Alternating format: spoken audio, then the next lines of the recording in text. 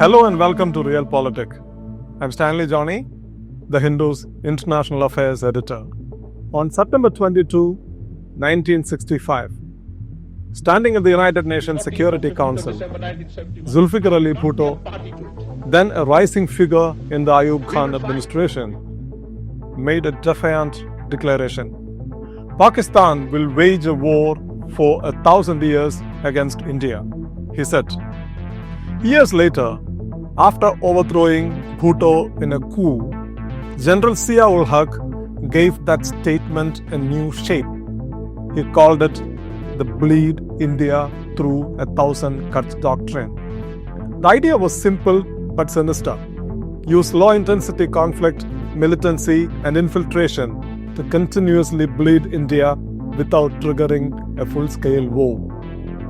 After Pakistan's defeat in the 1971 war that saw the creation of Bangladesh, the military in Rawalpindi knew conventional warfare wasn't a winning strategy. So they turned to sub-conventional tactics.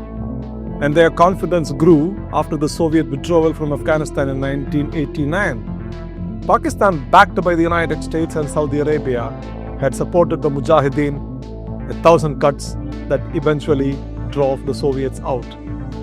That same year, Kashmir saw a sharp rise in militancy, and by the early 2000s, terror had spilled into other parts of India. In 2001, Parliament was attacked. In 2008, Mumbai was ravaged by coordinated terror strikes. And most recently, on April 22, 2025, the massacre in Pahalgam, where 26 people, mostly civilian tourists, were brutally gunned down. It was a chilling reminder that Rawalpindi's doctrine is far from dead. The Resistance Front, believed by India to be a Lashkar-e-Taiba proxy, first claimed responsibility but denied involvement later. But the message was clear. Just days before the attack, Pakistan's Army Chief General Asim Munir had described Kashmir as our jugular vein. Until 2016, India's response to cross-border terrorism followed a familiar script: diplomatic pressure, attempts to isolate Pakistan, and economic tools like pushing for action through the Financial Action Task Force or FATF. But these responses rarely delivered real deterrence. Pakistan was briefly placed on the FATF grey list and made some cosmetic moves, but the attacks continued. Meanwhile, Islamabad and Rawalpindi carried on with their 1,000 Cuts campaign, incurring little costs. That changed in 2016. After the deadly attack on the army base in Uri, where 19 soldiers were killed, India conducted what it called surgical strikes across the line of control, targeting terror launchpads. For the first time, India moved beyond diplomacy and took direct military action on the Pakistani occupied Kashmir. This shift, however, didn't eliminate the threat. The 2019 Pulwama attack proved that. And while the Balakot airstrikes that followed were a bold escalation, they too didn't prevent the Pahalgam massacre. But the change is significant. With each attack, India has expanded the scope and scale of its retaliation. Operation Sindoor, India's latest military response to Pakistani-sponsored terror, targeted 9 locations inside Pakistan and Pakistani-occupied Kashmir, including Bahawalpur and Muridke, deep inside Punjab, the Pakistani heartland. It was the largest Indian air operation on Pakistan since the 1971 war. This evolving doctrine comes with risks too. In 2019, after Balakot, an Indian pilot was captured during an aerial dogfight. He was immediately released and tensions de-escalated. This time, Pakistan retaliated more aggressively. Drones and missiles targeting military installations in Jammu, Pathankot and Udhampur.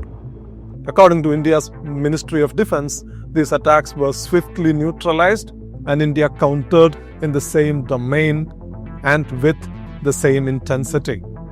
On May 10th, India launched another massive attack inside Pakistan, targeting multiple military facilities, including the Noor Khan Air Base, within roughly 25-kilometer distance from both the Pakistani Army's headquarters and the office of the country's Prime Minister. Noor Khan is also located close to the unit that oversees and protects Pakistan's nuclear arsenal. The crisis subsided for now after American involvement. India says Pakistan's DGMO reached out to the Indian military on May 10th, which led to an understanding to stop firing. Trump administration officials say they were in touch with the leaders of both countries. But the fundamentals of the India-Pakistan equation has already changed for good. India's message is loud and clear. The era of one-sided restraint is over. If terrorists strike, India will strike back with force across borders and deep inside Pakistan.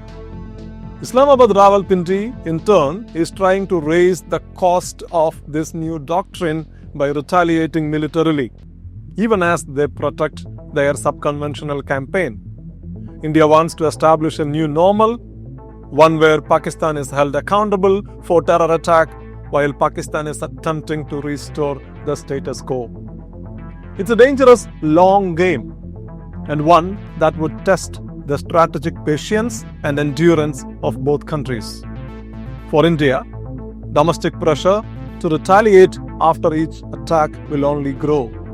And for Pakistan, already struggling with Islamist insurgency in the tribal regions, separatist unrest in Balochistan, political chaos at home, and an economy on IMF life support, one must ask, can Pakistan really afford to fight a 1,000-year war against India?